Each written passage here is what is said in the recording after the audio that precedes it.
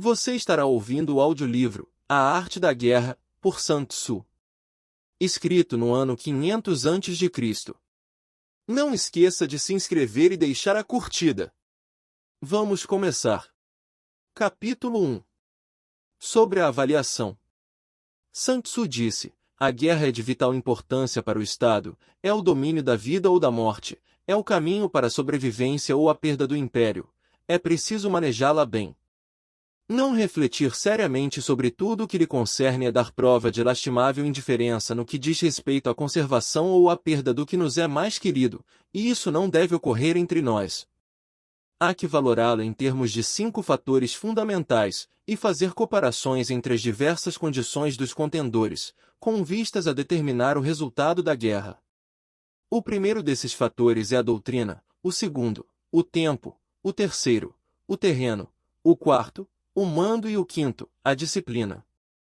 A doutrina significa aquilo que faz com que o povo esteja em harmonia com o seu governante, de modo que o siga onde for, sem temer por sua vida, nem de se expor a qualquer perigo. O tempo significa o yin e o yang, a noite e o dia, o frio e o calor, dias ensolarados ou chuvosos e a mudança das estações. O terreno implica as distâncias, e faz referência a onde é fácil ou difícil deslocar-se, se é em campo aberto, ou lugares estreitos, e isto influencia as possibilidades de sobrevivência. O mando há de ter como qualidades a sabedoria, a sinceridade, a benevolência, a coragem e a disciplina. Por último, a disciplina há de ser compreendida como a organização do exército, as graduações e classes entre os oficiais, a regulação das rotas de mantimentos, e a provisão de material militar para o exército. Estes 5 fatores fundamentais hão de ser conhecidos por cada general. Aquele que os domina, vence; aquele que não os domina, sai derrotado. Portanto, ao traçar os planos, há de se comparar os seguintes 7 fatores, avaliando-se cada um com o maior cuidado. Qual dirigente é o mais sábio e capaz? Que comandante possui o maior talento? Que exército obtém vantagens da natureza e terreno? Em que exército se observam melhor os regulamentos e as instruções? Quais as tropas mais fortes? Que exército tem oficiais e tropas melhor treinadas? Que exército administra recompensas e castigos de forma mais justa? Mediante o estudo desses 7 fatores, serás capaz de adivinhar qual dos 2 grupos sairá vitorioso e qual será derrotado. O general que seguir o meu conselho vencerá. Esse general há de ser mantido na liderança. Aquele que ignorar os meus conselhos, será certamente derrotado, e deve ser destituído. Além de prestar atenção aos meus conselhos e planos, o general deve criar uma situação que contribua para o seu cumprimento. Por situação quero dizer que deve levar em consideração a situação do campo, e atuar de acordo com o que lhe for vantajoso. A arte da guerra se baseia no engano. Portanto, quando és capaz de atacar, deves aparentar incapacidade; quando as tropas se movem, aparentar inatividade. Se estás perto do inimigo, deves fazê-lo crer que estás longe; se longe, aparentar que se está perto. Colocar iscas para atrair o inimigo. Golpear o inimigo quando está desordenado. Preparar-se contra ele quando está seguro em todas as partes. Evitá-lo durante um tempo quando é mais forte. Se teu oponente tem um temperamento colérico, tenta irritá-lo. Se é arrogante, trata de adular o seu ego.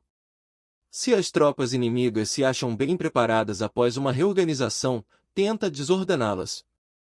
Se estão unidas, semeia a dissensão entre suas fileiras. Ataca o inimigo quando não está preparado, e aparece quando não te espera. Estas são as chaves da vitória pela estratégia. Agora, se as estimativas realizadas antes da batalha indicam vitória, é porque os cálculos cuidadosamente realizados mostram que tuas condições são mais favoráveis que as condições do inimigo. Se indicam derrota, é porque mostram que as condições favoráveis para a batalha são menores. Com uma avaliação cuidadosa, podes vencer; sem ela, não podes. Menos oportunidades de vitória terá aquele que não realiza cálculos precisos. Graças a este método, pode-se examinar a situação, e o resultado aparece claramente. Capítulo 2. Sobre o princípio das ações. Uma vez começada a batalha, ainda que estejas ganhando, se continuares por muito tempo, desanimarás as tuas tropas e embotarás a tua espada. Se estás sitiando uma cidade, esgotarás tuas forças. Se mantiveres o teu exército durante muito tempo em campanha, teus mantimentos se esgotarão. As armas são instrumentos de má sorte, empregá-las por muito tempo produzirá calamidades. Como se tem dito, os que a ferro matam, a ferro morrem. Quando as tuas tropas estão desanimadas, a tua espada embotada, esgotadas estão as tuas forças e os teus mantimentos são escassos, até os teus se aproveitarão da tua debilidade para se sublevarem. Assim, ainda que tenhas conselheiros sábios, ao final não poderás fazer que as coisas saiam bem. Por causa disso, tem-se ouvido falar de operações militares que são torpes e repentinas, porém nunca se viu nenhum especialista na arte da guerra que mantivesse a campanha por muito tempo. Nunca é benéfico para um país deixar que uma operação militar se prolongue por muito tempo.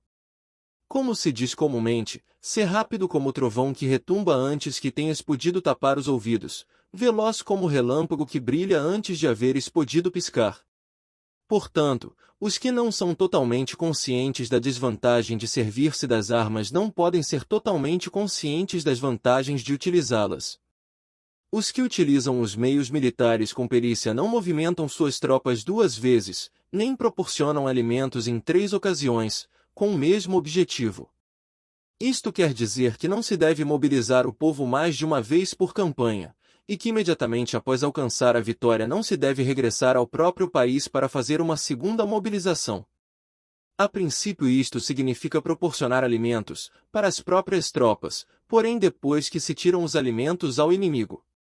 Se ao invés de tomar os mantimentos e armas de teu próprio país, retirares do teu inimigo, estarás bem abastecido de armas e provisões. Quando um país empobrece por causa das operações militares, isso se deve ao transporte de provisões de um lugar distante. Se as transportas desde um lugar distante, o povo empobrecerá. Os que habitam próximo de onde está o exército, podem vender suas colheitas a preços elevados, porém acaba-se deste modo o bem-estar da maioria da população.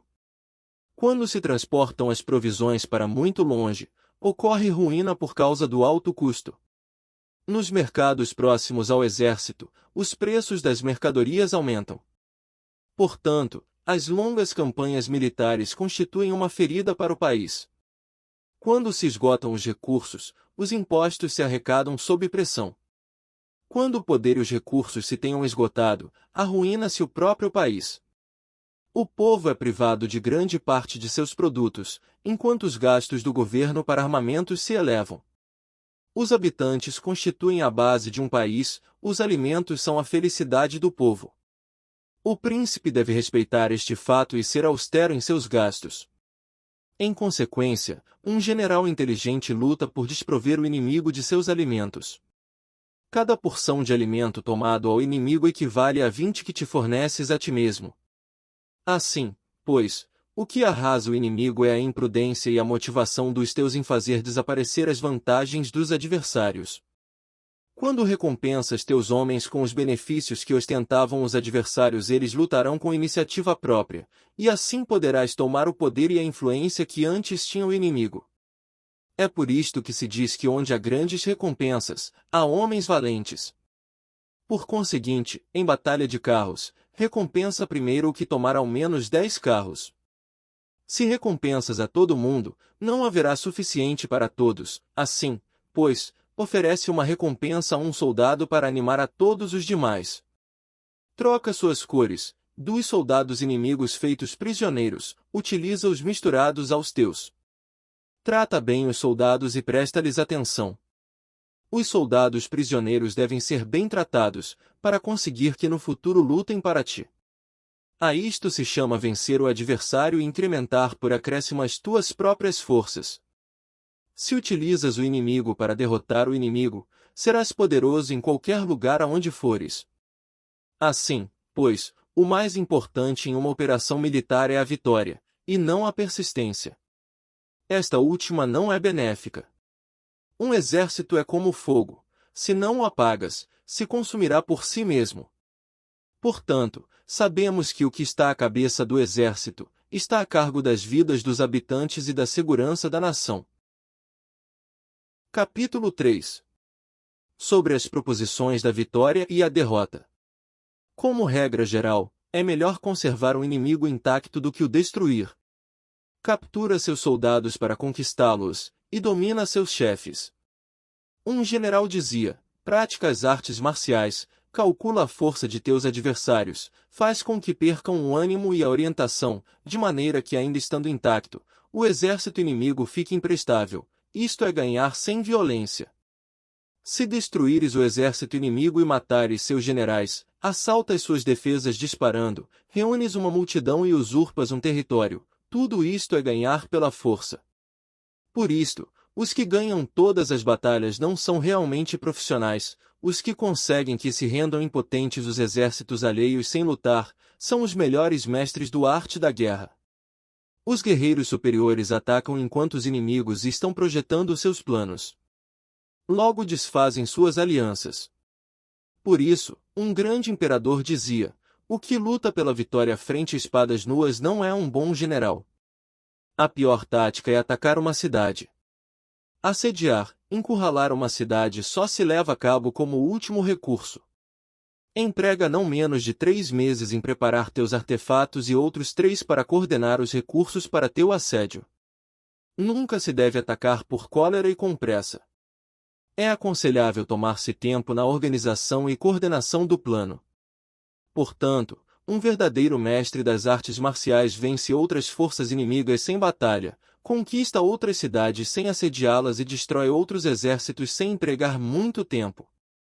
Um mestre experiente nas artes marciais desfaz os planos dos inimigos, estropia suas relações e alianças, corta os mantimentos ou bloqueia seu caminho, vencendo mediante estas táticas sem necessidade de lutar. É imprescindível lutar contra todas as facções inimigas para obter uma vitória completa, de maneira que seu exército não fique aquartelado e o benefício seja total. Esta é a lei do assédio estratégico. A vitória completa se produz quando o exército não luta, a cidade não é assediada, a destruição não se prolonga durante muito tempo, e em cada caso o inimigo é vencido pelo emprego da estratégia. Assim, pois, a regra da utilização da força é a seguinte: se as tuas forças são 10 vezes superiores às do adversário, cerca-o; se são 5 vezes superiores, ataca-o; se são 2 vezes superiores, divide-o. Se tuas forças são iguais em número, luta se te é possível. Se tuas forças são inferiores, mantém-te continuamente em guarda, pois a menor falha te acarretaria as piores consequências. Trata de manter-te ao abrigo e evita o quanto possível um enfrentamento aberto com ele. A prudência e a firmeza de um pequeno número de pessoas podem chegar a cansar e a dominar até grandes exércitos. Este conselho se aplica nos casos em que todos os fatores são equivalentes. Se tuas forças estão em ordem enquanto que as do inimigo estão imersas no caos, se tu e as tuas forças estão com ânimo e eles desmoralizados, então, mesmo que sejam mais numerosos, podes entrar em batalha. Se teus soldados, as tuas forças, a tua estratégia e o teu valor são menores que os de teu adversário, então deves retirar-te e buscar outra alternativa. Em consequência, se o bando menor é obstinado, cai prisioneiro do bando maior. Isto quer dizer que se um pequeno exército não faz uma avaliação adequada de seu poder e se atreve a enfrentar uma grande potência, por mais que a sua defesa seja firme, inevitavelmente se converterá em conquistado. Se não pode ser forte, porém tampouco sabe ser débil, serás derrotado. Os generais são servidores do povo. Quando seu serviço é completo, o povo é forte. Quando seu serviço é defeituoso, o povo é débil. Assim, pois, existem 3 maneiras pelas quais um príncipe leva o exército ao desastre. Quando um príncipe, ignorando as ações, ordena avançar a seus exércitos ou retirar-se quando não devem fazê-lo, a isto se chama imobilizar o exército. Quando um príncipe ignora os assuntos militares, porém compartilha em pé de igualdade o mando do exército, os soldados acabam confusos. Quando o príncipe ignora como levar a cabo as manobras militares, porém compartilha por igual sua direção, os soldados estão vacilantes. Uma vez que os exércitos estão confusos e vacilantes, iniciam os problemas procedentes dos adversários. A isto se chama perder a vitória por transtornar o aspecto militar. Se tentas utilizar os métodos de um governo civil para dirigir uma operação militar, a operação será confusa. Triunfam aqueles que sabem quando lutar e quando esperar. Sabem discernir quando utilizar muitas ou poucas tropas. Possuem tropas cujas categorias têm o mesmo objetivo. Enfrentam com preparativos os inimigos desprevenidos. Têm generais competentes e não limitados por seus governos civis. Estas 5 são as maneiras de conhecer o futuro vencedor. Falar que o príncipe seja o que dá as ordens em tudo é como o general solicitar permissão ao príncipe para poder apagar um fogo. Quando for autorizado, já não restam senão cinzas. Se conheces os demais e te conheces a ti mesmo, nem em 100 batalhas correrás perigo. Se não conheces os demais, porém te conheces a ti mesmo, perderás uma batalha e ganharás outra. Se não conheces aos demais nem te conheces a ti mesmo, correrás perigo em cada batalha. Capítulo 4. Sobre a medida na disposição dos meios. Antigamente, os guerreiros especialistas se faziam a si mesmos invencíveis em primeiro lugar, e depois aguardavam para descobrir a vulnerabilidade de seus adversários.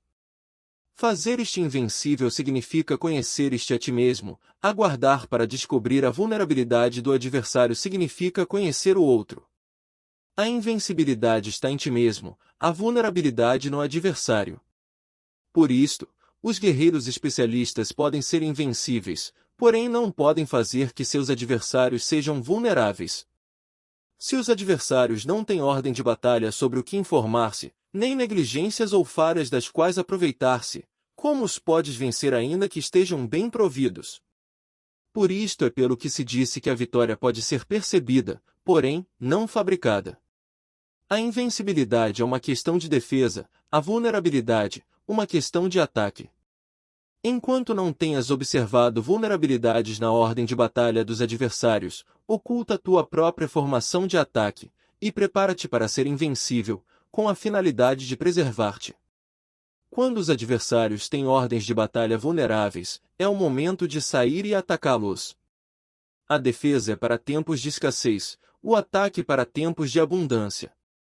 Os especialistas em defesa se escondem nas profundezas da terra, os especialistas em manobras de ataque se escondem nas mais elevadas alturas do céu. Desta maneira podem proteger-se e lograr a vitória total. Em situações de defesa, cala as vozes e elimina os cheiros, escondidos como fantasmas e espíritos sob terra, invisíveis para todo o mundo. Em situações de ataque, o teu movimento é rápido e o teu grito fulgurante, veloz como o trovão e o relâmpago, para que teus adversários não possam se preparar, mesmo que venham do céu. Prever a vitória quando qualquer um pode conhecer não constitui verdadeira destreza. Todos elogiam a vitória ganha em batalha, porém essa vitória não é realmente tão boa. Todos elogiam a vitória na batalha, porém o verdadeiramente desejável é poder ver o mundo do sutil e dar-se conta do mundo do oculto, até o ponto de ser capaz de alcançar a vitória onde não exista forma. Não se requer muita força para levantar um cabelo, não é necessário ter uma vista aguda para ver o sol e a lua, nem se necessita ter muito ouvido para escutar o retumbar do trovão. O que todos conhecem não se chama sabedoria. A vitória sobre as demais obtida por meio da batalha não se considera uma boa vitória. Antigamente, os que eram conhecidos como bons guerreiros venciam quando era fácil vencer. Se só és capaz de assegurar a vitória após enfrentar um adversário em um conflito armado, essa vitória é uma dura vitória. Se fores capaz de ver o sutil e de perceberes o oculto, e rompendo antes da ordem de batalha, a vitória assim obtida é uma vitória fácil. Em consequência, as vitórias dos bons guerreiros se destacam por sua inteligência ou sua bravura. Assim, pois, as vitórias que se ganham em batalha não são devidas à sorte. Essas vitórias não são casualidades, senão que são devidas a ter se situado previamente em posição de poder ganhar com seguridade, impondo-se sobre os que já tinham perdido de antemão. A grande sabedoria não é algo óbvio, o mérito grande não se anuncia. Quando és capaz de ver o sutil, é fácil ganhar, que tem isto que ver com a inteligência ou a bravura? Quando se resolvem os problemas antes que surjam, quem chama isto inteligência? Quando há vitória sem batalha, quem fala de bravura? Assim, pois, os bons guerreiros tomam posição em um terreno no qual não podem perder, e não passam por alto as condições que fazem seu adversário inclinar-se à derrota. Em consequência, um exército vitorioso ganha primeiro e inicia a batalha depois, um exército derrotado luta primeiro e tenta obter a vitória depois. Esta é a diferença entre os que têm estratégia e os que não têm planos. Os que utilizam boas armas cultivam o caminho e observam as leis. Assim podem governar prevalecendo sobre os corruptos. Servir-se da harmonia para desvanecer a oposição, não atacar um exército inocente, não fazer prisioneiros ou tomar saques por onde passa o exército, não cortar as árvores nem contaminar os poços, limpar e purificar os templos das cidades e montanhas do caminho que atravessas, não repetir os erros de uma civilização decadente, a tudo isto se chama o caminho e suas leis. Quando o exército está estritamente disciplinado, até ao ponto em que os soldados morreriam antes que desobedecer às ordens, e as recompensas, e os castigos merecem confiança e estão bem estabelecidos, quando os chefes e oficiais são capazes de atuar desta forma, podem vencer a um príncipe inimigo corrupto. As regras militares são 5: medição, avaliação, cálculo, comparação e vitória. O terreno dá lugar às medições, estas dão lugar às avaliações, as avaliações aos cálculos, estes às comparações, e as comparações dão lugar às vitórias. Mediante comparações das dimensões podes conhecer onde há vitória ou derrota. Em consequência, um exército vitorioso é como 1 quilo comparado a 1 grama, um exército derrotado é como 1 grama comparado a 1 quilo. Quando o que ganha consegue que seu povo vá à batalha como se estivesse dirigindo uma grande corrente de água ao longo de um vale profundo, isto é uma questão de ordem de batalha. Quando a água se acumula em um vale profundo, ninguém pode medir a sua quantidade. O mesmo acontece quando a nossa defesa não mostra a sua forma. Quando se solta a água, ela se precipita para baixo como uma torrente, de maneira tão irresistível como o nosso próprio ataque. Capítulo 5. Sobre a firmeza. A força é a energia acumulada ou a que se percebe. Isto é muito mutável. Os especialistas são capazes de vencer o inimigo criando uma percepção favorável neles, e assim obter a vitória sem necessidade de exercer sua força. Governar sobre muitas pessoas como se fossem poucas é uma questão de dividi-las em grupos ou setores, é organização. Batalhar contra um grande número de tropas como se fossem poucas é uma questão de demonstrar força, símbolos e sinais. Refere-se a conseguir uma percepção de força e poder na oposição. No campo de batalha se refere às formações e bandeiras utilizadas para organizar as tropas e coordenar seus movimentos. Conseguir que o exército seja capaz de combater contra o adversário sem ser derrotado é uma questão de empregar métodos ortodoxos ou heterodoxos. A ortodoxia e a heterodoxia não são elementos fixos, senão que se utilizam como um ciclo. O imperador, que foi um famoso guerreiro e administrador, falava de manipular as percepções dos adversários sobre o que é ortodoxo e heterodoxo, e depois atacar inesperadamente, combinando ambos métodos até convertê-lo em um, tornando-se quase assim indefinível para o inimigo. Que o efeito das forças seja como de pedras arrojadas sobre ovos, é uma questão de cheio e vazio. Quando induzes os adversários a atacar-te em teu território, sua força sempre está vazia, em desvantagem, enquanto que não competes no que são melhores, tua força sempre estará cheia. Atacar com o vazio contra o cheio é como atirar pedras sobre ovos, de certeza se quebram. Quando se inicia uma batalha de maneira direta, a vitória se ganha por surpresa. O ataque direto é ortodoxo. O ataque indireto é heterodoxo. Só há 2 classes de ataques na batalha, o extraordinário por surpresa e o direto ordinário, porém suas variantes são inumeráveis. O ortodoxo e o heterodoxo se originam reciprocamente, como um círculo sem começo nem fim, quem poderia esgotá-los? Quando a velocidade da água que flui alcança o ponto em que pode mover as pedras, esta é a força direta. Quando a velocidade e manobrabilidade do falcão é tal que pode atacar e matar, isto é precisão. O mesmo ocorre com os guerreiros especialistas, sua força é rápida, sua precisão certeira. Sua força é como disparar uma catapulta, sua precisão é dar no objetivo previsto e causar o efeito esperado. A desordem chega da ordem, a covardia surge do valor, a debilidade brota da força. Se queres fingir desordem para convencer a teus adversários e distraí-los, primeiro tens que organizar a ordem, porque só então podes criar uma desordem artificial. Se queres fingir covardia para conhecer a estratégia dos adversários, primeiro tens que ser extremadamente valente, porque só então podes atuar como tímido de maneira artificial. Se queres fingir debilidade para induzir arrogância em teus inimigos, primeiro deves ser extremadamente forte porque só então podes pretender ser débil. A ordem e a desordem são uma questão de organização, a covardia é uma questão de valentia e de ímpeto, a força e a debilidade são uma questão da formação na batalha. Quando um exército tem a força do ímpeto, percepção, inclusive o tímido se torna valente, quando perde a força do ímpeto, inclusive o valente se converte em tímido. Nada está fixo nas leis da guerra, estas se desenvolvem sobre a base do ímpeto. Com astúcia se pode antecipar e conseguir que os adversários se convençam a si mesmos como proceder e mover-se, ajuda-os a caminhar pelo caminho que lhes traça. Faz mover-se os inimigos com a perspectiva do triunfo, para que caiam na emboscada. Os bons guerreiros buscam a efetividade na batalha a partir da força do ímpeto, percepção, e não dependem só da força de seus soldados. São capazes de escolher a melhor gente, empregá-los adequadamente e deixar que a força do ímpeto logre seus objetivos. Quando há entusiasmo, convicção, ordem, organização, recursos, compromisso dos soldados, tens a força do ímpeto, e o tímido é valoroso. Assim é possível determines os soldados por suas capacidades, habilidades e encomendar-lhes deveres e responsabilidades adequadas. O valente pode lutar, o cuidadoso pode fazer sentinela, e o inteligente pode estudar, analisar e comunicar. Cada qual é útil.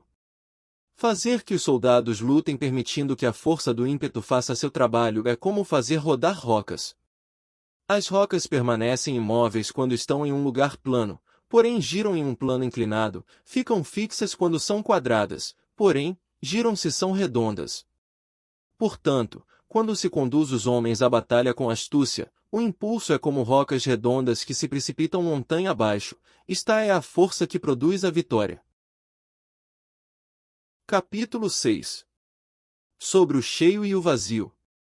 Os que antecipam, se preparam e chegam primeiro ao campo de batalha e esperam ao adversário estão em posição descansada, os que chegam por último ao campo de batalha, os que improvisam e iniciam luta acabam esgotados. Os bons guerreiros fazem com que os adversários venham a eles, e de nenhum modo se deixam atrair fora de sua fortaleza. Se fazes com que os adversários venham a ti para combater, tua força estará sempre vazia. Se não sais a combater, tua força estará sempre cheia. Esta é a arte de esvaziar os demais e de encher-te a ti mesmo. Ó que impulsiona os adversários a vir até a ti por própria decisão é a perspectiva de ganhar. Ó que desanima os adversários de ir até a ti, é a probabilidade de sofrer danos. Quando os adversários estão em posição favorável, deves cansá-los. Quando estão bem alimentados, cortar os mantimentos. Quando estão descansando, fazer que se ponham em movimento. Ataca inesperadamente, fazendo que os adversários se esgotem correndo para salvar suas vidas. Interrompe suas provisões, arrasa seus campos e cortar suas vias de aprovisionamento. Aparece em lugares críticos e ataca donde menos se o esperem, fazendo que tenham que acudir ao resgate. Aparece onde não possam ir, dirige-te até onde menos esperem. Para deslocar-te centenas de quilômetros sem cansaço, atravessa terras despovoadas. Atacar um espaço aberto não significa só um espaço em que o inimigo não tem defesas. Enquanto sua defesa não seja estrita, o lugar não esteja bem guardado, os inimigos se dispersarão ante ti, como se estivesses atravessando um território despovoado. Para tomar infalivelmente o que atacas, ataca donde não há defesa. Para manter uma defesa infalivelmente segura, defende onde não há ataque. Assim, no caso dos que são especialistas em ataque, seus inimigos não sabem por onde atacar. Quando se cumprem as instruções, as pessoas são sinceramente leais e comprometidas, os planos e preparativos para a defesa implantados com firmeza, sendo tão sutil e reservado que não se revelam as estratégias de nenhuma forma, e os adversários se sentem inseguros, e sua inteligência não lhes serve para nada. Ser extremadamente sutil, discreto, até o ponto de não ter forma. Ser completamente misterioso e confidencial, até o ponto de ser silencioso. Desta maneira poderás dirigir o destino de teus adversários. Para avançar sem encontrar resistência, arremete por seus pontos débeis. Para retirar-te de maneira esquiva, sê mais rápido que eles. As situações militares se baseiam na velocidade, chega como o vento, move-te como o relâmpago, e os adversários não poderão vencer-te. Portanto, quando queiras entrar em batalha, inclusive se o adversário está entrincheirado em posição defensiva, não poderá evitar lutar se atacas no lugar no que deve acudir irremediavelmente ao resgate. Quando não queiras entrar em batalha, inclusive se traças uma linha no terreno que queres conservar, o adversário não pode combater contigo porque lhe dás uma falsa pista. Isto significa que quando os adversários chegam para atacar-te, não lutas com eles, senão que estabeleces uma mudança estratégica para confundi-los e enchê-los de incertezas. Por conseguinte, quando induzes outros a efetuar uma formação, enquanto tu mesmo permaneces sem forma, estás concentrado, enquanto que teu adversário está dividido. Faz que os adversários vejam como extraordinário o que é ordinário para ti, faz que vejam como ordinário o que é extraordinário para ti. Isto é induzir ao inimigo a efetuar uma formação. Uma vez vista a formação do adversário, concentras tuas tropas contra ele. Como tua formação não está à vista, o adversário dividirá seguramente suas forças. Quando estás concentrado formando uma só força, enquanto o inimigo está dividido em 10, estás atacando uma concentração de 1 contra 10, assim tuas forças superam as suas. Se podes atacar a uns poucos soldados com muitos, desanimarás o número de teus adversários. Quando estás fortemente entrincheirado, estás forte atrás de boas barricadas, e não deixas filtrar nenhuma informação sobre tuas forças, sai fora sem formação precisa, ataca e conquista de maneira irrestrita. Não devem conhecer onde pensas liberar a batalha, porque quando não se conhece, o inimigo destaca muitos postos de vigilância, e no momento que se estabelecem numerosos postos só tens que combater contra pequenas unidades. Assim, pois, quando sua vanguarda está preparada, sua retaguarda é defeituosa, e quando sua retaguarda está preparada, sua vanguarda apresenta pontos débeis. As preparações de sua ala direita significarão carência em sua ala esquerda. As preparações por todas partes significará ser vulnerável por todas partes. Isto significa que quando as tropas estão de guarda em muitos lugares, estão forçosamente espalhadas em pequenas unidades. Quando se dispõe de poucos soldados, se está na defensiva contra o adversário, o que dispõe de muitos, faz que o inimigo tenha que defender-se. Quanto mais defesas induzes a adotar a teu inimigo, mais debilitado ele ficará. Assim, se conheces o lugar e a data da batalha, podes acudir a ela mesmo que estejas a 1000 quilômetros de distância. Se não conheces o lugar e a data da batalha, então teu flanco esquerdo não pode salvar ao direito, tua vanguarda não pode salvar a tua retaguarda, e tua retaguarda não pode salvar a tua vanguarda, nem mesmo em um território de umas poucas dezenas de quilômetros. Se tens muitas mais tropas que os demais, como pode ajudar-te este fator para obter a vitória? Se não conheces o lugar e a data da batalha, mesmo que tuas tropas sejam mais numerosas que as deles, como pode saber se vais ganhar ou perder? Assim, pois, se disse que a vitória pode ser criada. Se fazes que os adversários não saibam o lugar e a data da batalha, sempre podes vencer. Inclusive se os inimigos são numerosos, pode fazer-se que não entrem em combate. Portanto, faz tua valoração sobre eles para averiguar seus planos, e determinar que estratégia pode ter êxito e qual não. Incita-os à ação para descobrir qual é o esquema geral de seus movimentos e descansa. Faz algo por ou contra eles para ter sua atenção, de maneira que possas atraí-los a descobrir seus hábitos de comportamento de ataque e de defesa. Induza-os a adotar formações específicas, para conhecer seus pontos fracos. Isto significa utilizar muitos métodos para confundir e perturbar o inimigo com o objetivo de observar suas formas de resposta para ti. Após tê-las observado, age em consequência, de maneira que pode saber que classe de situações significam vida e quais significam morte. Teste-os para averiguar seus pontos fortes e seus pontos débeis. Portanto, o ponto final da formação de um exército é chegar à não forma. Quando não tens forma, os informadores não podem descobrir nada, já que a informação não pode criar uma estratégia. Uma vez que não tens forma perceptível, não deixes pegadas que possam ser seguidas, os informadores não encontram nenhuma fresta por onde olhar e os que estão a cargo da planificação não podem estabelecer nenhum plano realizável. A vitória sobre multidões mediante formações precisas deve ser desconhecida das multidões. Todo mundo conhece a forma que resultou em vencedor, porém ninguém conhece a forma que assegurou a vitória. Em consequência, a vitória na guerra não é repetitiva, senão que adapta sua forma continuamente. Determinar as mudanças apropriadas significa não repetir as estratégias prévias para obter a vitória. Para consegui-la, posso adaptar-me desde o princípio a qualquer formação que os adversários possam adotar. As formações são como a água. A natureza da água é evitar o alto e ir para baixo, a natureza dos exércitos é evitar o cheio e atacar o vazio, o fluxo da água está determinado pela terra, a vitória vem determinada pelo adversário.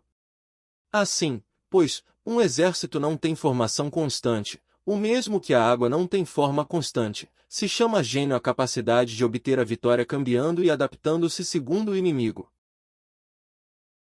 Capítulo 7. Sobre o enfrentamento direto e indireto. A regra ordinária para o uso do exército é que o mando do exército receba ordens das autoridades civis e depois reúne e concentra as tropas, aquartelando-as juntas. Nada é mais difícil que a luta armada. Lutar com outros cara a cara para conseguir vantagens é o mais árduo do mundo. A dificuldade da luta armada é fazer próximas as distâncias e converter os problemas em vantagens. Enquanto das aparência de estar muito longe, começa teu caminho e chegas antes que o inimigo. Portanto, fazes que sua rota seja larga, atraindo-o com a esperança de ganhar. Quando empreendes a marcha depois que os outros e chegas antes que eles, conheces a estratégia de fazer que as distâncias sejam próximas. Sirva-te de uma unidade especial para enganar ao inimigo atraindo-o a uma falsa persecução, fazendo-o crer que o grosso de tuas forças está muito longe, então, lanças uma força de ataque surpresa que chega antes, ainda que tenhas começado o caminho depois. Por conseguinte, a luta armada pode ser proveitosa e pode ser perigosa. Para o especialista é proveitosa, para o inexperiente, perigosa. Mobilizar todo o exército para o combate para obter alguma vantagem tomaria muito tempo, porém combater por uma vantagem com um exército incompleto teria como resultado uma falta de recursos. Se te mobilizas rapidamente sem parar dia e noite, recorrendo o duplo da distância habitual, e se lutas por obter alguma vantagem a milhares de quilômetros, teus chefes militares serão feitos prisioneiros.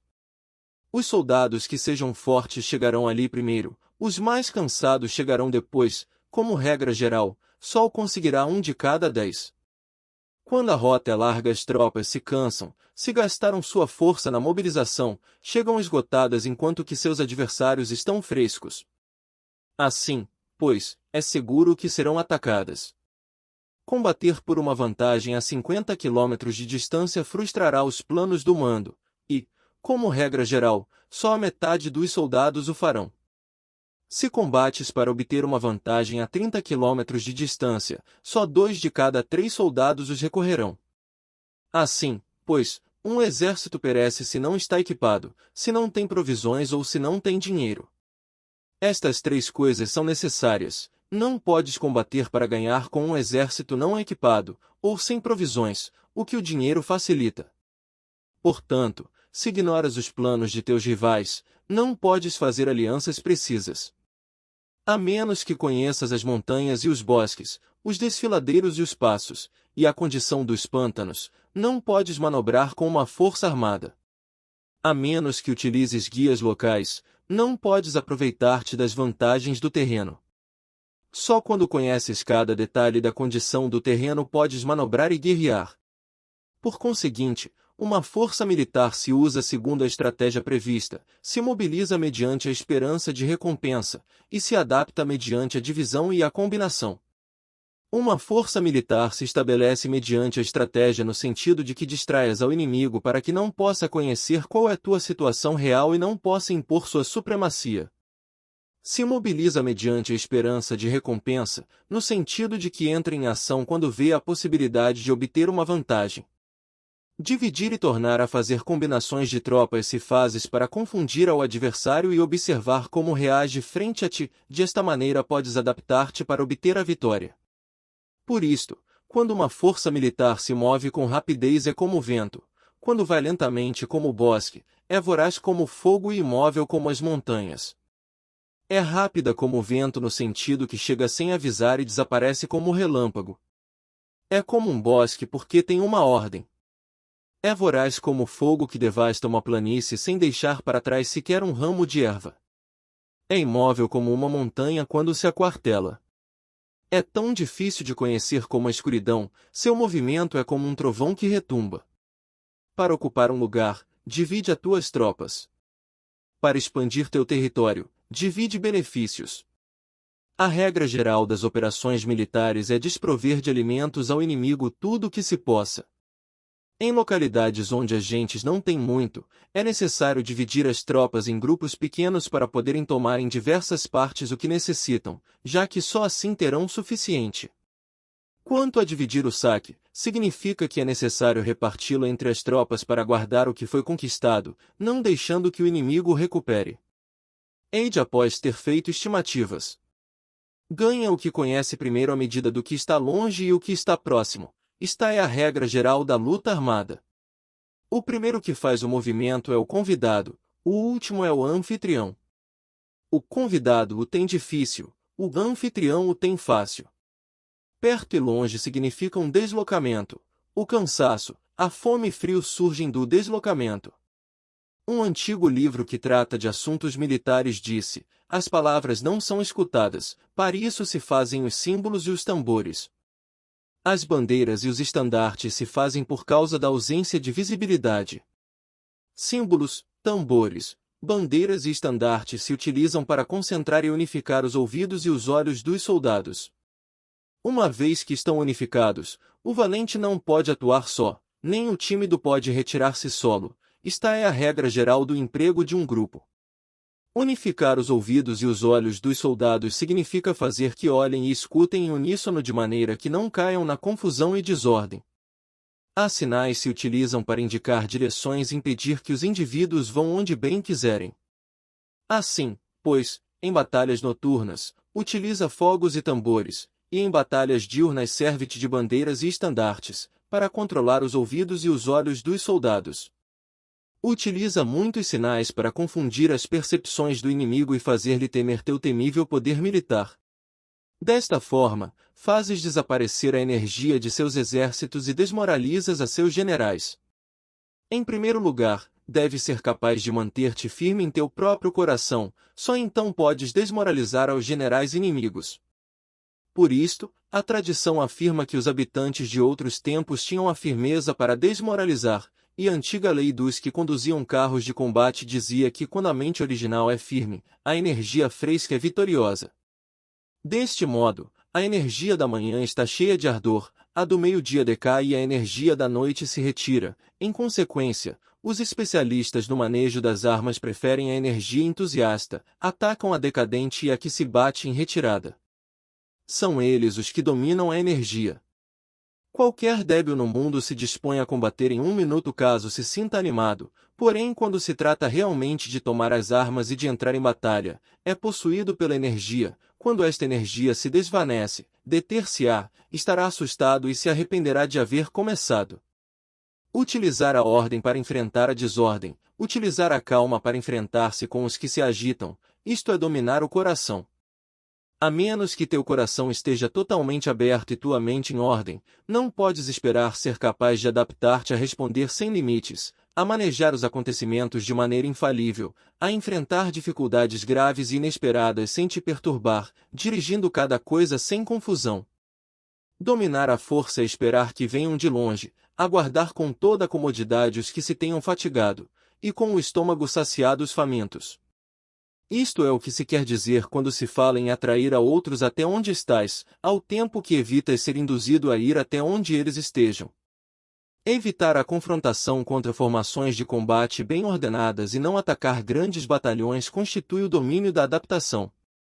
Portanto, a regra geral das operações militares é não enfrentar uma grande montanha nem se opor ao inimigo de costas a esta. Isto significa que se os adversários estão em um terreno elevado, não deves atacá-los costa acima, e que quando efetuam uma carga costa abaixo, não deves fazer-lhes frente. Não persigas os inimigos quando fingem uma retirada, nem ataques tropas experientes.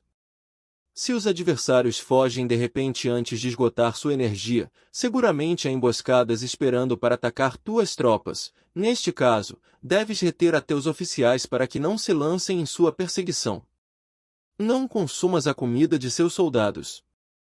Se o inimigo abandona de repente suas provisões, estas devem ser provadas antes de ser comidas, porque podem estar envenenadas.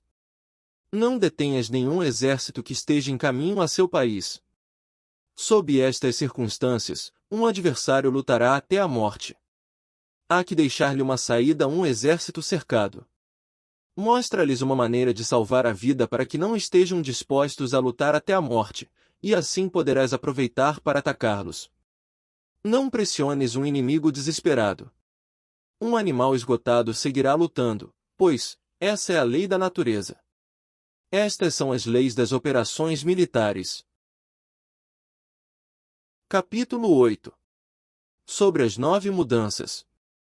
No geral, as operações militares estão sob ordens do governante civil para dirigir ao exército. O general não deve erguer seu acampamento em terreno difícil. Deixa que se estabeleçam relações diplomáticas nas fronteiras. Não permaneças em um território árido nem isolado. Quando te achas em terreno fechado, prepara alguma estratégia e mova-te. Quando te achares em terreno mortal, luta. Terreno fechado significa que existem lugares escarpados que te rodeiam por todas as partes, de maneira que o inimigo tem mobilidade, que pode chegar e ir-se com liberdade, porém a ti, é difícil sair e voltar. Cada rota deve ser estudada para que seja a melhor. Há rotas que não deves usar, exércitos que não devem ser atacados, cidades que não devem ser sitiadas, terrenos sobre os que não se deve combater, e ordens de governantes civis que não devem ser obedecidas. Em consequência, os generais que conhecem as variáveis possíveis para aproveitar-se do terreno sabem como manejar as forças armadas. Se os generais não sabem como adaptar-se de maneira vantajosa, mesmo que conheçam a condição do terreno, não podem aproveitar-se dele. Se estão ao mando de exércitos, porém ignoram as artes da total adaptabilidade, mesmo que conheçam o objetivo a lograr, não podem fazer que os soldados lutem por ele. Se és capaz de ajustar a campanha de modo que mude conforme ao ímpeto das forças, então a vantagem não muda, e os únicos que são prejudicados são os inimigos. Por esta razão, não existe uma estrutura permanente. Se podes compreender totalmente este princípio, podes fazer que os soldados atuem na melhor forma possível. Portanto, as considerações da pessoa inteligente sempre incluem analisar objetivamente o benefício e o prejuízo. Quando considera o benefício, sua ação se expande. Quando considera o dano, seus problemas podem resolver-se. O benefício e o dano são interdependentes, e os sábios os têm em conta. Por isso, o que retira os adversários é o dano, o que os mantém ocupados é a ação, e o que lhes motiva é o benefício. Cansa os inimigos mantendo-os ocupados e não lhes deixando respirar. Porém, antes de lográ-lo, tens que realizar previamente teu próprio labor. Esse trabalho consiste em desenvolver um exército forte, um povo próspero, uma sociedade harmoniosa e uma maneira ordenada de viver. Assim, pois, a norma geral das operações militares consiste em não contar com que o inimigo não acuda, se não confiar em ter os meios de enfrentá-lo, não contar com que o adversário não ataque, se não confiar em possuir o que não pode ser atacado. Se podes recordar sempre o perigo quando estás a salvo e o caos em tempos de ordem, permanece atento ao perigo e ao caos enquanto não tenham, todavia, forma, e evita-os antes que se apresentem, esta é a melhor estratégia de todas. Por isto, existem 5 riscos que são perigosos nos generais. Os que estão dispostos a morrer, podem perder a vida, os que querem preservar a vida, podem ser feitos prisioneiros, os que são dados a apaixonamentos irracionais, podem ser ridicularizados, os que são muito puritanos, podem ser desonrados, os que são compassivos, podem ser perturbados. Se te apresentas em um lugar que com toda a segurança os inimigos se precipitarão a defender, as pessoas compassivas se apressarão invariavelmente a resgatar seus habitantes, causando a si mesmos problemas e cansaço. Estes são 5 riscos que constituem defeitos nos generais e que são desastrosos para as operações militares.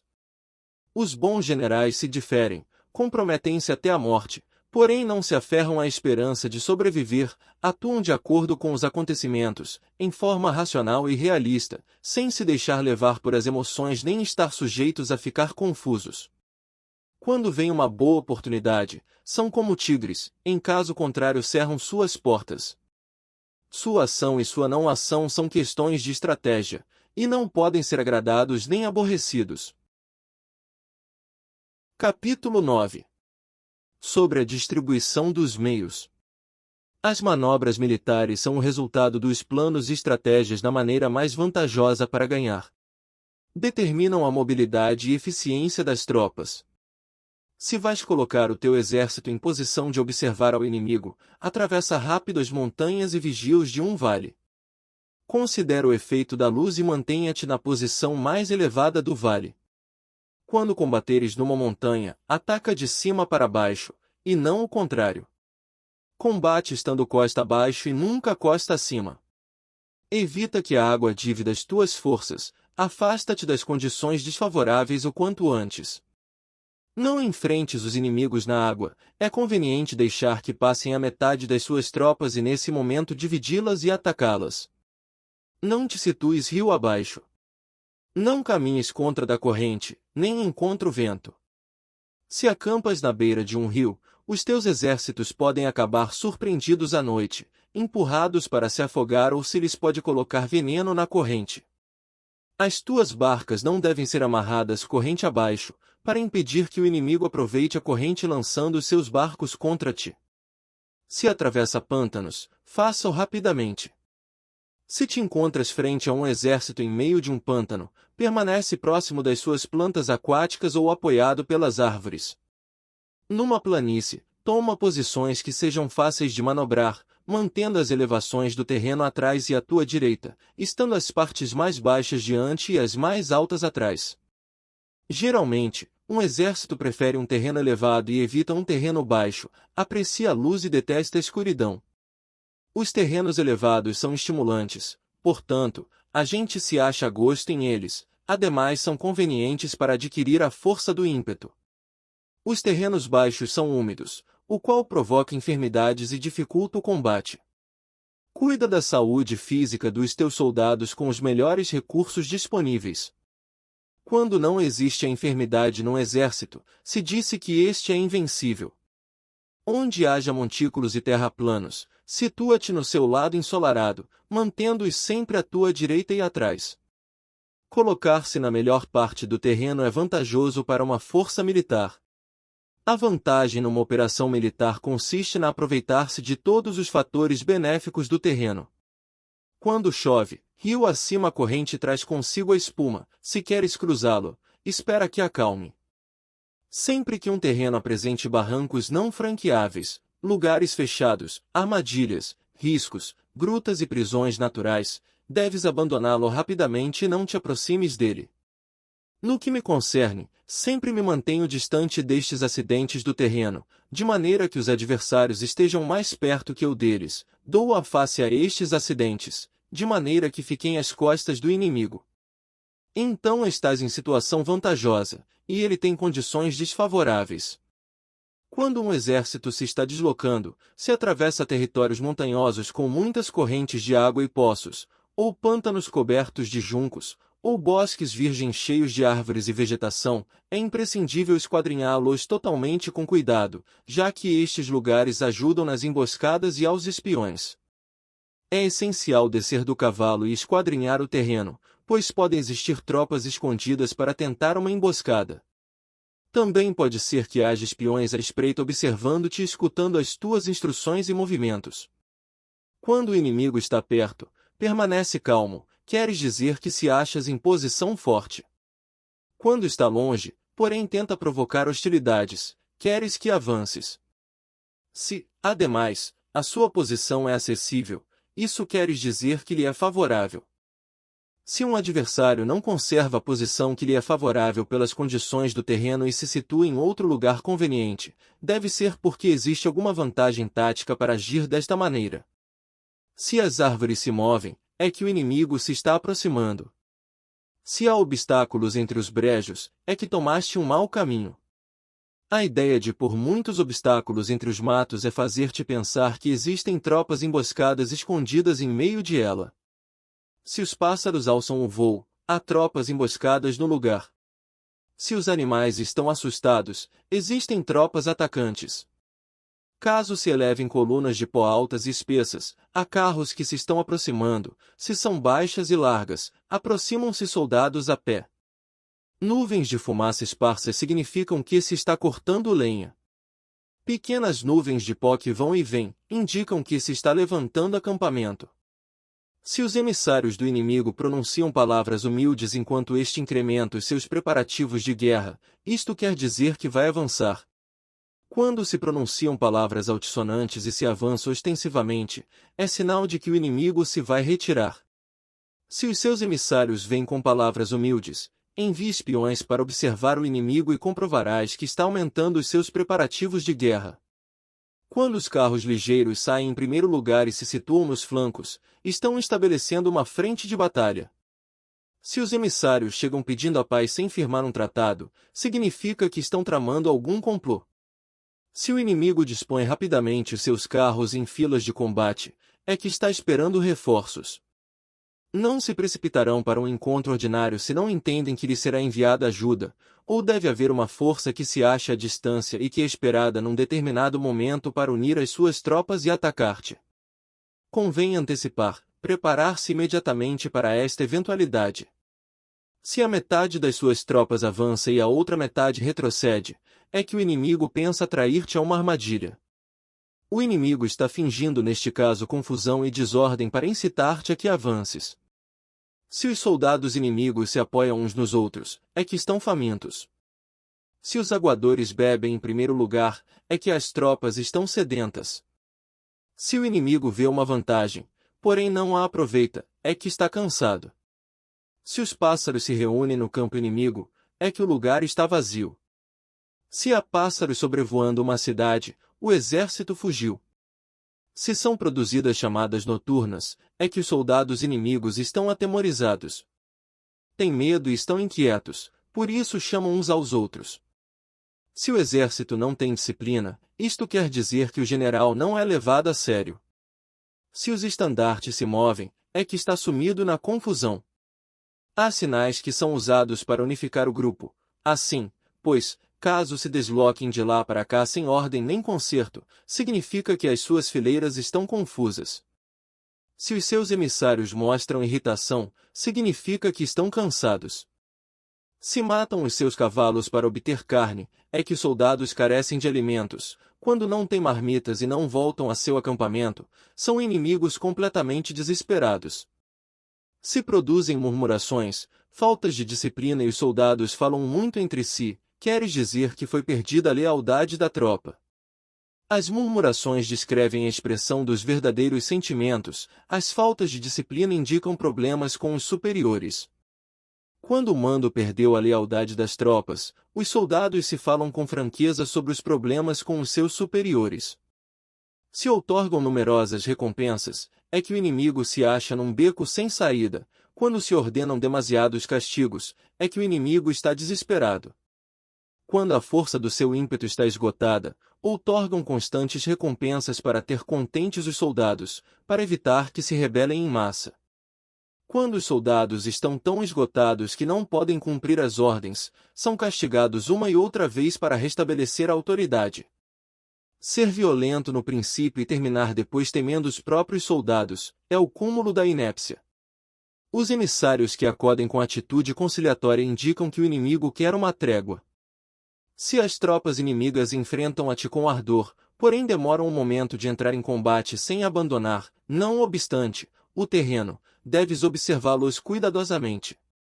Estão preparando um ataque por surpresa. Em assuntos militares, não é necessariamente mais benéfico ser superior em forças, só evitar atuar com violência desnecessária. É suficiente com consolidar o teu poder, fazer estimações sobre o inimigo e conseguir reunir tropas. Isso é tudo. O inimigo que atua isoladamente, que carece de estratégia e que toma a dianteira a seus adversários, inevitavelmente acabará sendo derrotado. Se o teu plano não contém uma estratégia de retirada ou posterior ao ataque, senão que confias exclusivamente na força dos teus soldados, e tomas a dianteira a teus adversários sem valorar a sua condição, com toda a segurança, cairás prisioneiro. Se castigas os soldados antes de ter conseguido que sejam leais ao mando, não obedecerão, e se não obedecem, serão difíceis de empregar. Tampouco poderão ser empregados se não se leva a cabo nenhum castigo, inclusive após haver obtido a sua lealdade. Quando existe um sentimento profundo de apreço e confiança, e os corações dos soldados estão vinculados ao mando, se relaxares a disciplina, os soldados se tornarão arrogantes e será impossível usá-los. Portanto, dirige-os mediante a arte civilizada e unifica-os mediante as artes marciais, isto significa uma vitória contínua.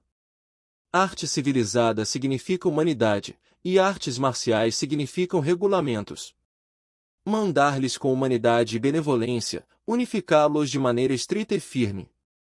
Quando a benevolência e a firmeza são evidentes, é possível estar seguro da vitória. Quando as ordens se dão de maneira clara, sensata e consequente, as tropas as aceitam. Quando as ordens são confusas, contraditórias e mudam a toda hora, as tropas não as aceitam ou não as entendem. Quando as ordens são razoáveis, justas, sensatas, claras e consequentes, existe uma satisfação recíproca entre o líder e o grupo. Capítulo 10. Sobre a topologia. Alguns terrenos são fáceis, outros difíceis, alguns neutros, outros estreitos, acidentados ou abertos. Quando o terreno seja acessível, seja o primeiro a estabelecer a tua posição, escolhendo as alturas ensolaradas, uma posição que seja adequada para transportar os mantimentos, assim terás vantagem quando fores à batalha. Quando estiveres em terreno difícil de sair, estás limitado. Neste terreno, se o teu inimigo não está preparado, podes vencer se segues adiante, porém se o inimigo está preparado e segues adiante, terás muitas dificuldades para retornar de novo a ele, o que contará contra ti. Quando é um terreno desfavorável para ambos, disse que é um terreno neutro. Num terreno neutro, inclusive se o adversário oferece-te uma vantagem, não te aproveites de ela, retira-te, induzindo a sair a metade das tropas inimigas, e então cai sobre ele aproveitando-te desta condição favorável. Num terreno estreito, se és o primeiro a chegar, deves ocupá-lo totalmente e esperar o adversário. Se ele chega antes, não o persiga se bloqueia os desfiladeiros. Persiga-o só se não os bloqueia. Em terreno acidentado, se és o primeiro a chegar, deves ocupar os seus pontos altos e ensolarados e esperar o adversário. Se este já os ocupou antes, retira-te e não o persigas. Num terreno aberto, a força do ímpeto se encontra igualada, e é difícil provocar-lhe a combater de maneira desvantajosa para ele. Entender estas 6 classes de terreno é a responsabilidade principal do general, e é imprescindível considerá-los. Estas são as configurações do terreno, os generais que as ignoram saem derrotados. Assim, pois, entre as tropas estão as que fogem, que se retraem, as que se derrubam, as que se rebelam e as que são derrotadas. Nenhuma destas circunstâncias constituem desastres naturais, senão que são devidas aos erros dos generais. As tropas que têm o mesmo ímpeto, porém que atacam em proporção de 1 contra 10, saem derrotadas. Os que têm tropas fortes, porém cujos oficiais são débeis, ficam retraídos. Os que têm soldados débeis ao mando de oficiais fortes, ver-se-ão em apuros. Quando os oficiais superiores estão encolerizados e são violentos, e enfrentam o inimigo por sua conta e por despeito, e quando os generais ignoram suas capacidades, o exército desmoronará. Como norma geral, para poder vencer ao inimigo, todo o mando militar deve ter uma só intenção e todas as forças militares devem cooperar. Quando os generais são débeis e carecem de autoridade, quando as ordens não são claras, quando oficiais e soldados não têm solidez e as formações são anárquicas, produz-se revolta. Os generais derrotados são aqueles sendo incapazes de analisar aos adversários, entram em combate com forças superiores em número, ou melhor, equipadas, e não selecionam as suas tropas segundo os seus níveis de preparação. Se empregas soldados sem selecionar os preparados dos não preparados, os arrojados e os timoratos, estás buscando tua própria derrota. Estas são as 6 maneiras de ser derrotado. A compreensão de estas situações é a responsabilidade suprema dos generais e devem ser consideradas. A primeira é não equilibrar o número de forças, a segunda, a ausência de um sistema claro de recompensas e castigos, a terceira, a insuficiência de treinamento, a quarta é a paixão irracional, a quinta é a ineficácia da lei de ordem, e a sexta é a falha em não selecionar os soldados fortes e resolutos. A configuração do terreno pode ser apoio para o exército, para os chefes militares. O curso da ação adequado é avaliar o adversário para assegurar a vitória e calcular os riscos e as distâncias. Saem vencedores os que lideram batalhas conhecendo estes elementos, saem derrotados os que lutam ignorando-os. Portanto, quando as leis da guerra assinalam uma vitória segura, é claramente apropriado começar batalha, inclusive se o governo tenha dado ordens de não atacar. Se as leis da guerra não indicam uma vitória segura, é adequado não entrar em batalha, mesmo que o governo tenha dado a ordem de atacar. Deste modo se avança sem pretender a glória, se ordena a retirada sem evitar a responsabilidade, com o único propósito de proteger a população e em benefício também do governo, assim se presta um serviço valioso à nação. Avançar e retirar-se contra das ordens do governo não se faz em interesse pessoal, senão para salvaguardar as vidas da população e no autêntico benefício do governo. Servidores de este talhe são muito úteis para um povo. Olha por teus soldados como olhas a um recém-nascido, assim estarão dispostos a seguir-te até os vales mais profundos. Cuida de teus soldados como cuidas de teus queridos filhos, e morrerão gostosamente contigo. Porém, se és tão amável com eles que não os podes utilizar, se és tão indulgente que não lhes podes dar ordens, tão informal que não podes discipliná-los, teus soldados serão como crianças mimadas, portanto, imprestáveis. As recompensas não devem ser usadas sós, nem deve confiar-se somente nos castigos. Caso contrário, as tropas, como crianças mimadas, se acostumam a desfrutar ou a ficar ressentidas por tudo. Isto é danoso e as torna imprestáveis. Se sabes que teus soldados são capazes de atacar, porém, ignoras se o inimigo é invulnerável a um ataque, tens só a metade de possibilidades de ganhar.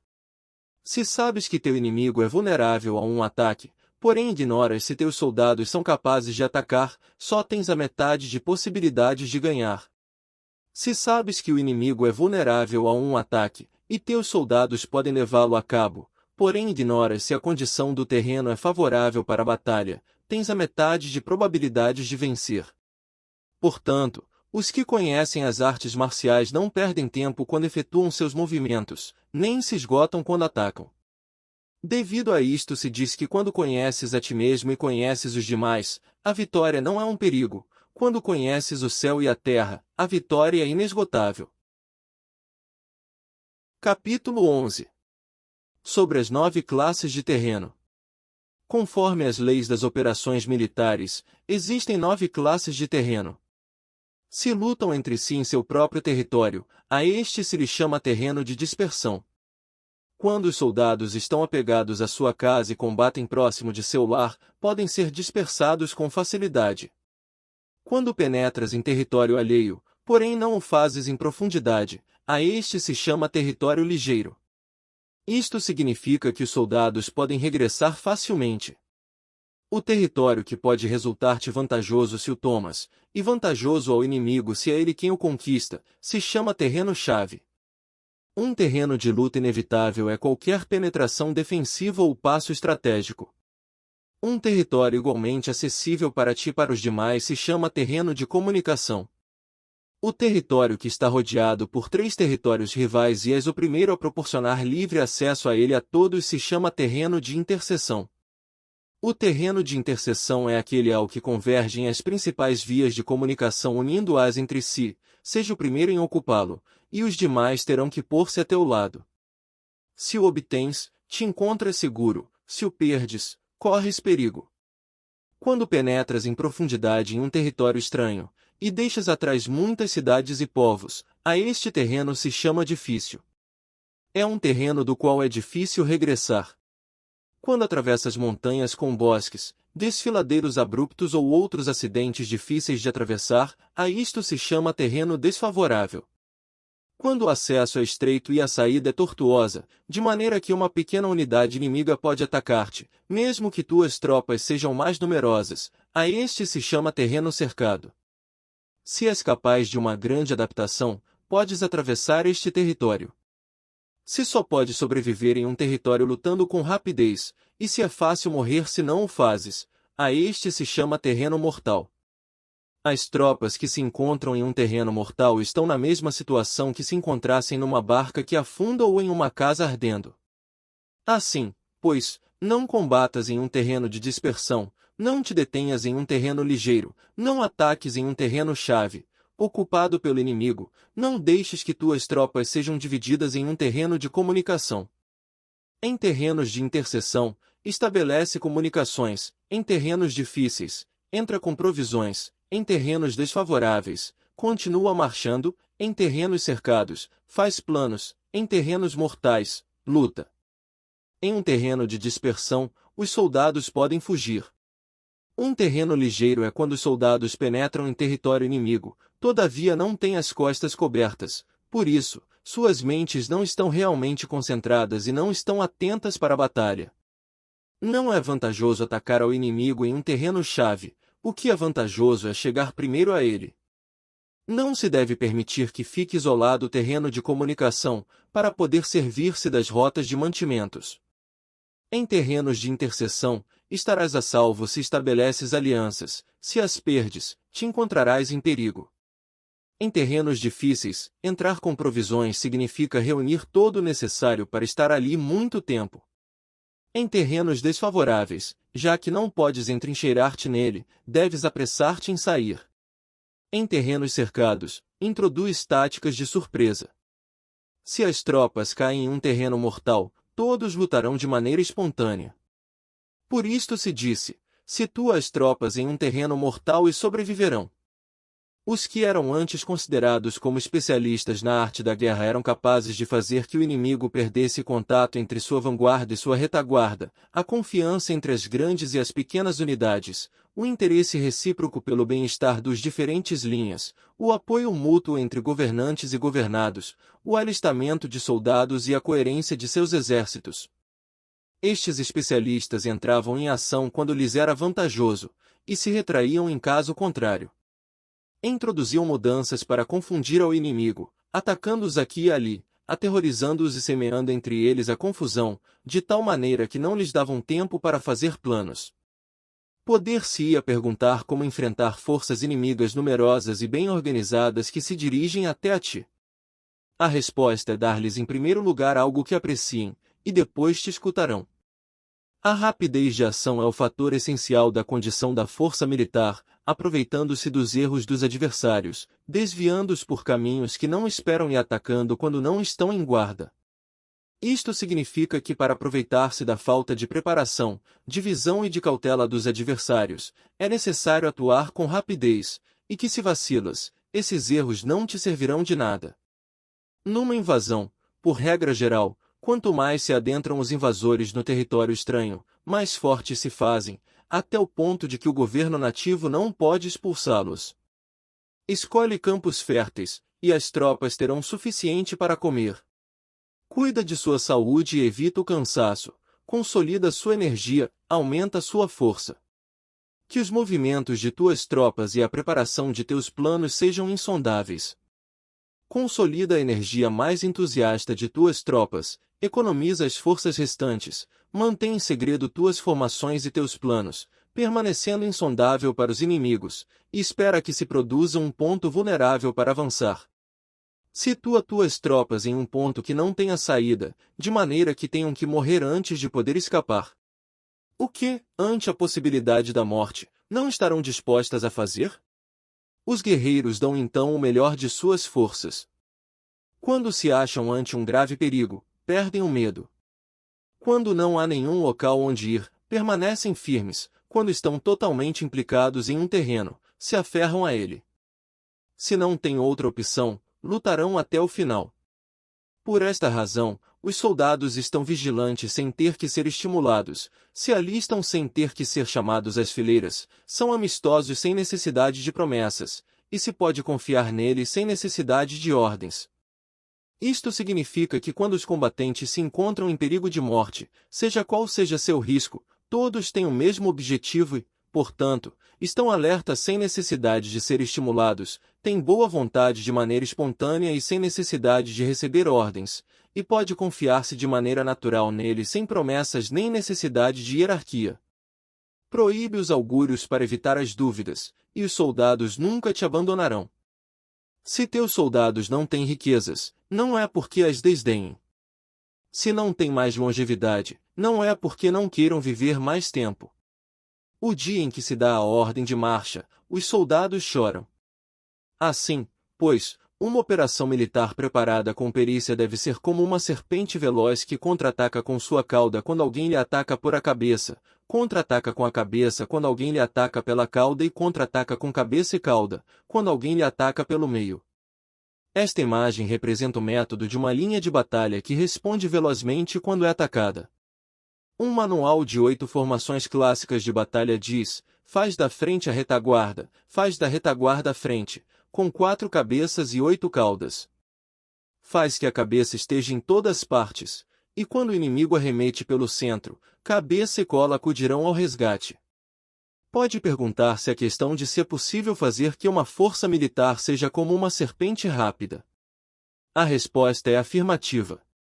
Inclusive as pessoas que se têm antipatia, se encontrarão no mesmo barco, se ajudarão entre si em caso de perigo de sussobrar. É a força da situação que faz que isto suceda. Por isto, não basta depositar a confiança em cavalos atados e rodas fixas. Se atam os cavalos para formar uma linha de combate estável, e se fixam as rodas para fazer que os carros não se possam mover. Porém, ainda assim, isto não é suficientemente seguro nem se pode confiar nisso. É necessário permitir que haja variantes às mudanças que se fazem, pondo os soldados em situações mortais, de maneira que combatam de forma espontânea e se ajudem entre si, cotovelo com cotovelo. Este é o caminho da segurança e da obtenção de uma vitória certa. A melhor organização é fazer que se expresse o valor e mantê-lo constante. Ter êxito tanto com tropas débeis como com tropas aguerridas se baseia na configuração das circunstâncias. Se obtens a vantagem do terreno, podes vencer os adversários, inclusive com tropas ligeiras e débeis. Quanto mais te seria possível se tens tropas poderosas e aguerridas.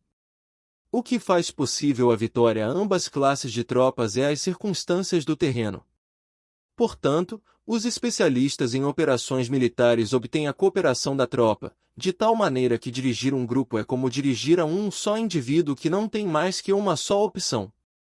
Corresponde ao general ser tranquilo, reservado, justo e metódico. Seus planos são tranquilos e absolutamente secretos para que ninguém possa descobri-los. Seu mando é justo e metódico, assim que ninguém se atreve a tomar sua frente. Pode manter seus soldados sem informação e em completa ignorância de seus planos. Muda suas ações e revisa seus planos, de maneira que ninguém possa reconhecê-los. Muda de lugar e de prazos, e se desloca por caminhos sinuosos, de maneira que ninguém possa antecipá-lo. Podes ganhar quando ninguém pode entender em nenhum momento quais são tuas intenções. Disse um grande homem: o principal engano que se valora nas operações militares não se dirige só aos inimigos, senão o que começa em suas próprias tropas, para fazer que te sigam sem saber aonde vão. Quando um general fixa uma meta às suas tropas, é como que sobe a um lugar elevado e depois retira a escada. Quando um general se adentra muito no interior do território inimigo, está pondo à prova todo o seu potencial. Pode queimar as naves das suas tropas e destruir suas casas, assim as conduz como um rebanho e todos ignoram até onde se encaminham. Incumbe os generais reunir aos exércitos e pô-los em situações perigosas. Também devem examinar as adaptações aos diferentes terrenos, as vantagens de concentrar-se ou dispersar-se, e as pautas dos sentimentos e situações humanas. Quando se fala de vantagens e de desvantagens da concentração e da dispersão, se quer dizer que as pautas dos comportamentos humanos mudam segundo os diferentes tipos de terreno. A norma geral dos invasores é unir-se quando estão no coração do território inimigo, porém tendem a se dispersar quando estão nas orlas fronteiriças. Quando deixas teu território e atravessas a fronteira em uma operação militar, te achas em terreno isolado. Quando é acessível desde todos os pontos, é um terreno de comunicação. Quando te adentras em profundidade, estás em um terreno difícil. Quando penetras pouco, estás em um terreno ligeiro. Quando as tuas costas se acham espessuras infranqueáveis e diante passagens estreitas, estás em um terreno cercado. Quando não há nenhum local donde ir, se trata de um terreno mortal. Assim, pois, em um terreno de dispersão, unifica as mentes dos soldados. Em terreno ligeiro, as mantém em contato. Em um terreno-chave, apressa-as para tomá-lo. Em um terreno de interseção, presta atenção à defesa. Em um terreno de comunicação, estabeleceria sólidas alianças. Em um terreno difícil, assegura mantimentos continuados. Em terreno desfavorável, apressa tuas tropas a sair rapidamente dele. Em terreno cercado, cerra as entradas. Em terreno mortal, indica a tuas tropas que não existe nenhuma possibilidade de sobreviver. Por isto, a psicologia dos soldados consiste em resistir quando se vêem rodeados, lutar quando não se pode evitar, e obedecer em casos extremos. Até que os soldados não se vejam rodeados, não têm a determinação de resistir ao inimigo até alcançar a vitória. Quando estão desesperados, apresentam uma defesa unificada. Por isso, os que ignoram os planos inimigos não podem preparar alianças. Os que ignoram as circunstâncias do terreno não podem fazer manobrar suas forças. Os que não utilizam guias locais não podem aproveitar-se do terreno. Os militares de um governo eficaz devem conhecer todos estes fatores. Quando o exército de um governo eficaz ataca um grande território, o povo não se pode unir. Quando seu poder supera os adversários, é impossível fazer alianças. Se podes averiguar os planos de teus adversários, aproveita-te do terreno e faz manobrar o inimigo de maneira que se encontre indefeso. Neste caso, nem sequer um grande território pode reunir suficientes tropas para deter-te. Portanto, se não lutas por obter alianças, não aumentas o poder de nenhum país, porém estendes tua influência pessoal ameaçando os adversários. Tudo isso faz com que o país e as cidades inimigas sejam vulneráveis. Outorga recompensas que não estejam reguladas e dá ordens incomuns. Considera a vantagem de outorgar recompensas que não tenham precedentes. Observa como o inimigo faz promessas sem ter em conta os códigos estabelecidos. Maneja as tropas como se fossem uma só pessoa. Emprega-as em tarefas reais, porém não lhes fale.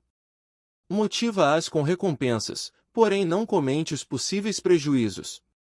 Emprega teus soldados só em combater, sem comunicar-lhes tua estratégia. Deixe-os conhecer os benefícios que os esperam, porém não lhes fales dos danos potenciais. Se a verdade se filtra, tua estratégia pode afundar. Se os soldados começam a preocupar-se, tornar-se vacilantes e temerosos. Coloque-os em uma situação de possível extermínio, e então lutarão para viver. Ponha-os em perigo de morte, e então sobreviverão. Quando as tropas afrontam perigos, são capazes de lutar para obter a vitória. Assim, pois, a tarefa de uma operação militar é fingir acomodar-se às intenções do inimigo. Se te concentras totalmente nisso, podes matar seu general mesmo que estejas a quilômetros de distância. A isto se chama cumprir o objetivo com perícia. No princípio acomodas as suas intenções, depois matas a seus generais, esta é a perícia no cumprimento do objetivo. Assim, o dia em que se declara guerra, se cerram as fronteiras, se rompem os salvo-condutos e se impede o passo de emissários. Os assuntos se decidem rigorosamente desde que se começa a planejar e estabelecer a estratégia desde a casa ou quartel-general. O rigor nos quartéis-generais na fase de planificação se refere à manutenção do segredo. Quando o inimigo oferece oportunidades, aproveite-as imediatamente. Inteira-te primeiro do que pretende, e depois antecipa-te a ele. Mantenha a disciplina e adapta-te ao inimigo, para determinar o resultado da guerra. Assim, ao princípio eras como uma donzela e o inimigo abre suas portas, então, tu és como uma lebre solta, e o inimigo não poderá expulsar-te. Capítulo 12. Sobre a arte de atacar pelo fogo. Existem 5 classes de ataques mediante o fogo: queimar as pessoas, queimar os mantimentos, queimar o equipamento, queimar os depósitos e queimar as armas. O uso do fogo tem que ter uma base, e exige certos meios. Existem momentos adequados para acender fogos, concretamente quando o tempo é seco e ventoso. Normalmente, em ataques mediante o fogo é imprescindível seguir as mudanças produzidas por este. Quando o fogo está dentro do acampamento inimigo, prepara-te rapidamente desde fora. Se os soldados se mantêm em calma quando o fogo se inicia, espera e não ataques. Quando o fogo alcança seu ponto álgido, segue-o, se podes, se não, espera. Em geral, o fogo se utiliza para semear a confusão no inimigo e assim poder atacar-lhe. Quando o fogo pode ser prendido em campo aberto, não esperes para fazê-lo em seu interior, faça-o quando seja oportuno. Quando o fogo for atiçado pelo vento, não ataques em direção contrária a ele. Não é eficaz lutar contra o ímpeto do fogo, porque o inimigo lutará neste caso até a morte. Se soprou vento durante o dia, à noite amainará. Um vento diurno cessará ao anoitecer, um vento noturno cessará ao amanhecer. Os exércitos devem saber que existem variantes das 5 classes de ataques mediante o fogo, e adaptar-se a estas de maneira racional. Não basta saber como atacar os demais com o fogo, é necessário saber como impedir que os demais te ataquem a ti. Assim, pois, a utilização do fogo para apoiar um ataque significa claridade, e a utilização da água para apoiar um ataque significa força. A água pode cortar a comunicação, porém não pode arrasar. A água pode ser usada para dividir um exército inimigo, de maneira que sua força se desuna e a tua se fortaleça. Ganhar combatendo ou levar a cabo um assédio vitorioso sem recompensar aos que tenham méritos traz má fortuna e se faz merecedor de ser chamado avaro. Por isso se disse que um governo esclarecido tem em conta que um bom mando militar recompensa o mérito. Não mobiliza suas tropas quando não há vantagens que obter, não atuam quando não há nada que ganhar, nem lutam quando não existe perigo. As armas são instrumentos de mau augúrio, e a guerra é um assunto perigoso. É indispensável impedir uma derrota desastrosa, e, portanto, não vale a pena mobilizar um exército por razões insignificantes. As armas só devem ser usadas quando não existe outro remédio.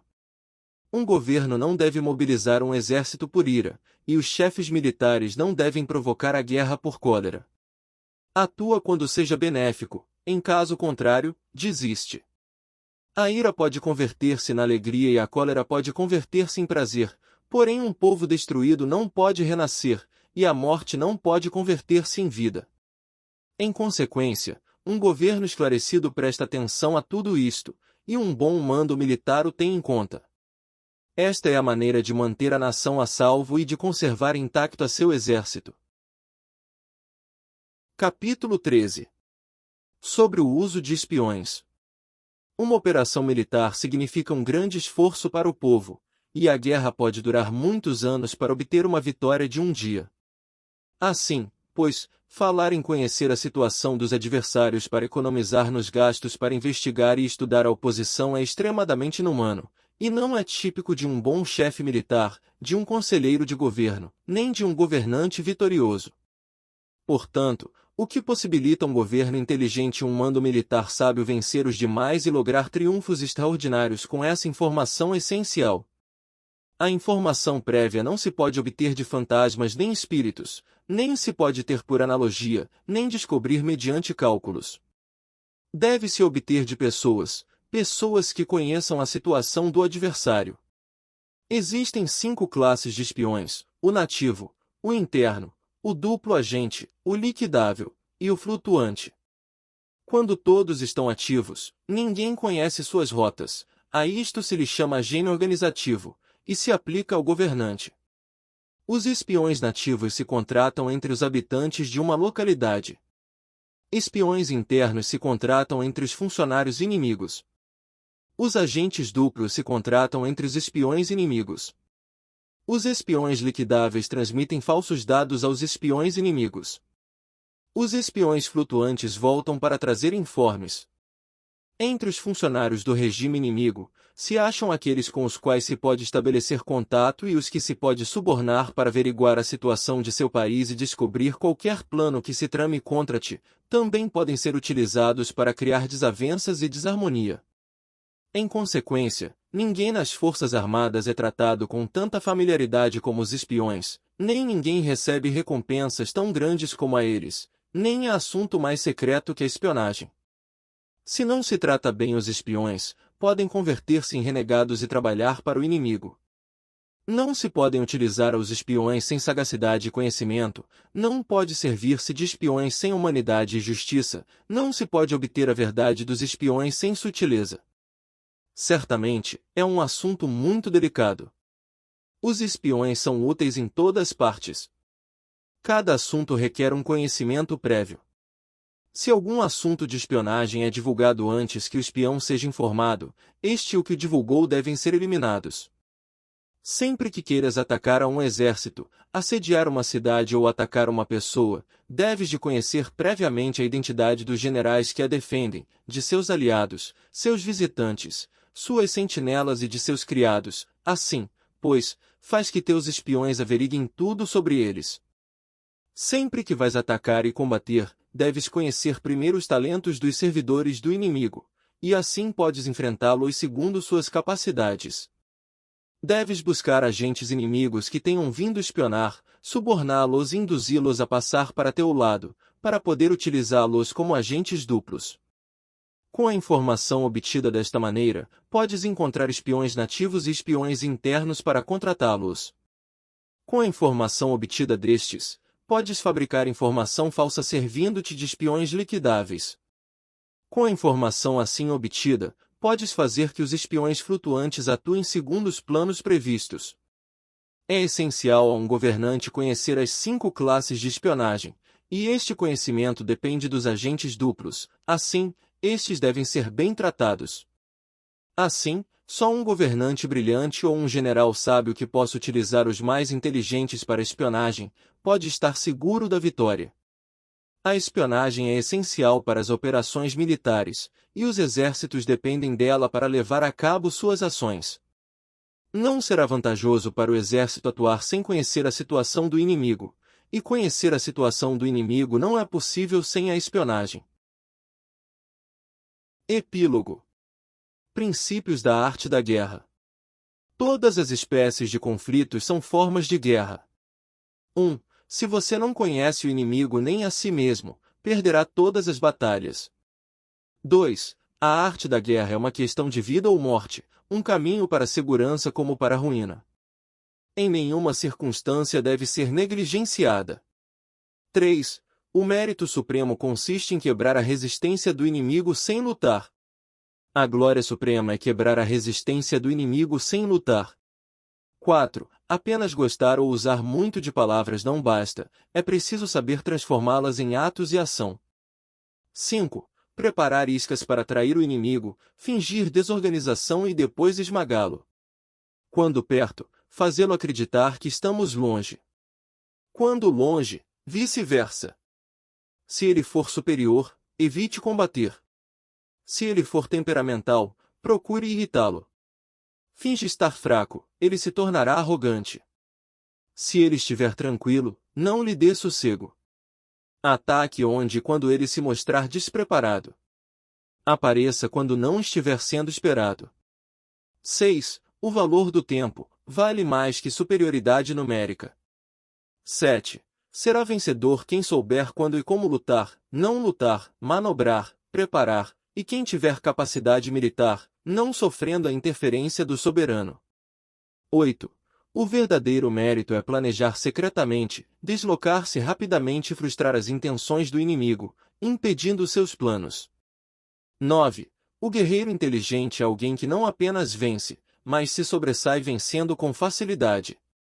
10. O guerreiro vence os combates não cometendo erros, pois significa conquistar um inimigo já derrotado.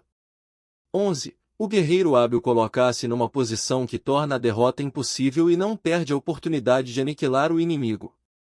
12. A qualidade da decisão é como a calculada arremetida de um falcão, o bom combatente deve ser flexível no seu ataque e rápido na decisão. 13. A energia é comparada ao retirar de uma besta. A decisão, ao acionar de um gatilho. Este é o fim do livro, esperamos que você tenha curtido. Não esqueça de curtir e se inscrever.